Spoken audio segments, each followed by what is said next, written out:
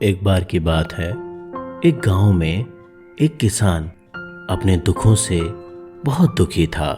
उसके पास बहुत सारी समस्याएं थीं। उसने बहुत सारे लोगों से सलाह ली, तो किसी ने उसे बताया कि तुम अपने दुखों के समाधान के लिए गौतम बुद्ध के शरण में जाओ। वह तुम्हारे सभी दुखों का समाधान कर देंगे। यह सुनकर वह किसान बुद्ध की शरण में चल पड़ा। जब वह गौतम बुद्ध के पास पहुंचा तो उसने गौतम बुद्ध से कहा, हे महात्मा, मैं किसान हूं, खेती बाड़ी करता हूं और उसी से अपना जीवन यापन करता हूं। लेकिन कई बार वर्षा पर्याप्त नहीं होती और मेरी फसल बर्बाद हो जाती है। किसान ने आगे कहा, मैं विवाहित हूं, मेरी पत्नी मेरा ख्याल रखती है और मैं उससे प्रेम भी करता हूं, लेकिन कभी कभी वह मुझे परेशान करती है, जिससे मुझे लगता है कि मैं उससे उकता गया हूं और मुझे लगता है कि अगर वह मेरे जीवन में नहीं होती तो कितना अच्छा होता। गौतम बुद्ध उस किसान की बात शांतिपूर्वक सुनते रहे। उन्होंने कोई जवाब नहीं दिया, कोई प्रतिक्रिया नहीं दी। इसके बाद किसान ने अपनी बात जारी रखी और कहा, हे प्रभु, मेरे बच्चे भी हैं, वो बहुत अच्छे हैं, लेकिन कभी कभी वो मेरी बात नहीं मानते। उस समय मुझे बहुत क्रोध आता है, लगता है वो मेरे बच्चे हैं ही नहीं। किसान ऐसी ही बातें बुद्ध से करता गया और उसने सारे दुखों को एक एक करके बताया। उसने सारी अपनी समस्याएं गौतम बुद्ध के सामने रख दी। गौतम बुद्ध ध्यानपूर्वक उस किसान की समस्याएं सुनते गए, लेकिन उन्होंने बीच में एक भी शब्द नहीं कहा, एक भी वाक्य नहीं बोला। वो शांत रहे। किसान अपनी समस्याएं बताता गया और आखिर में जब किसान के पास कोई समस्या बताने के लिए नहीं बची और जब उसका मन हल्का हो गया तो वह किसान चुप हो गया और बुद्ध के जवाब की प्रतीक्षा करने लगा। लेकिन बुद्ध ने कुछ नहीं कहा। किसान अब और सब्र नहीं कर सकता था। वह ऊंची आवाज करते हुए बोला, क्या आप मेरी समस्याओं का समाधान नहीं करेंगे? क्या आप मेरे दुखों का अंत नहीं करेंगे? यह सुनने के बाद गौतम बुद्ध ने उस किसान से कहा, मैं तुम्हारी कोई सहायता नहीं कर सकता। किसान को अपने कानों पर यकीन नहीं हुआ और उसने बोला, ये आप क्या कह रहे हैं? लोग तो बोलते हैं आप सभी के दुखों का निवारण कर देते हैं, तो क्या आप मेरे दुखों का निवारण नहीं करेंगे? मेरी समस्याओं का अंत नहीं करेंगे? तो बुद्ध ने मुस्कुराते हुए कहा, देखो, सभी के जीवन में कठिनाइयां होती हैं। तुम्हारे जीवन में कोई नई कठिनाई नहीं है। ये कठिनाइयां तो सभी के जीवन में आती हैं। दुख और सुख ये तो मनुष्य के जीवन का हिस्सा है। कभी मनुष्य सुखी होता है तो कभी दुखी, कभी उसे पराये अपने लगते हैं और कभी उसे अपने लोग पराये लगने लगते हैं। ये जीवन चक्र है, इससे कोई नहीं निकल सकता। वास्तविकता में हमारा जीवन कठिनाइयों से भरा हुआ है, दुखों से भरा हुआ है, समस्याओं से भरा हुआ है।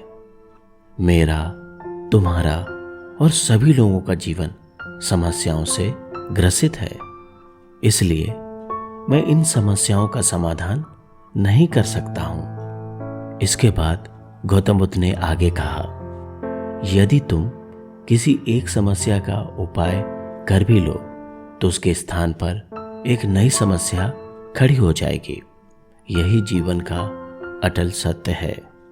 यह सब सुनने के बाद वो किसान बहुत क्रोधित हुआ और बोला, सब लोग कहते हैं आप महात्मा हैं, आप ज्ञानी हैं। मैं यहाँ एक आस लेकर आया था कि आप मेरी सहायता करेंगे। अगर आप मेरी समस्याओं का समाधान ही नहीं कर सकते तो मेरा यहाँ आना व्यर्थ हुआ। इसका मतलब सभी लोग झूठ बोलते हैं। मैं बेकार ही आपके पास आया। इतना कहने के बाद वह किसान उठकर जाने लगा।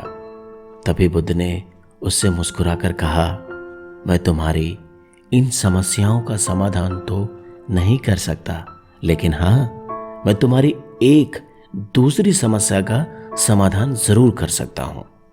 किसान को बहुत अचरज हुआ, उसे बहुत आश्चर्य हुआ और उसने कहा, इन समस्याओं के अलावा दूसरी समस्या? भला वह कौन सी समस्या है? तो बुद्ध ने मुस्कुराते हुए कहा, वह यह है कि तुम नहीं चाहते तुम्हारे जीवन में कोई समस्या हो। इसी समस्या के कारण ही दूसरी समस्याओं का जन्म हुआ है। तुम अगर इस बात को स्वीकार कर लो कि सभी के जीवन में समस्याएं आती हैं, कठिनाइयां होती हैं, दुख आते हैं, तुम सोचते हो कि तुम ही इस दुनिया के सबसे ज्यादा दुखी इंसान हो और तुम्हारे पास ही सारी समस्याएं हैं, तुम्हारे जितना कोई और दुखी नहीं है। अरे तुम अपने आसपास देखो, क्या लोग तुमसे कम दुखी हैं? तुम्हें अपना दुख बड़ा लगता है, लेकिन जो लोग तुम्हारे आसपास रहते हैं उनको उनका दुख बड़ा लगता है। इस दुनिया में सभी को अपना दुख बड़ा लगता है, चाहे वह दुख छोटा हो या फिर बड़ा, लेकिन वह जिसके साथ घट रहा है उसके लिए ही वह दुख बड़ा प्रतीत होता है। अगर तुम ध्यानपूर्वक समझोगे, देखोगे, तो समझ जाओगे कि यह जीवन सुख और दुख से भरा हुआ है और इसको तुम कभी भी बदल नहीं सकते। लेकिन हाँ, तुम सुख दुख से ऊपर अवश्य उठ सकते हो, यह तुम्हारे लिए संभव है। सुख और दुख को हम आने से रोक नहीं सकते, लेकिन सुख और दुख का हम पर कोई प्रभाव ना पड़े ऐसी व्यवस्था हम कर सकते हैं। और इसकी शुरुआत इस बात को समझने के साथ शुरू होती है कि हम कुछ भी कर लें, जीवन में सुख और दुख आने ही आने हैं, लेकिन हमें उनसे विचलित नहीं होना है, हमें उनसे परेशान नहीं होना है, हमें उन चीजों से घबराना नहीं है। इसलिए आज से तुम यह चाहना छोड़ दो कि तुम्हारे जीवन में कोई समस्या ही ना आए, और तब तुम जीवन में आने वाले सुख दुख को स्वयं में समा सकोगे, तूफान के मध्य में भी शांत रह सकोगे और हर्षोल्लास के शोर में भी संतुलित रह पाओगे, स्थिर रह पाओगे।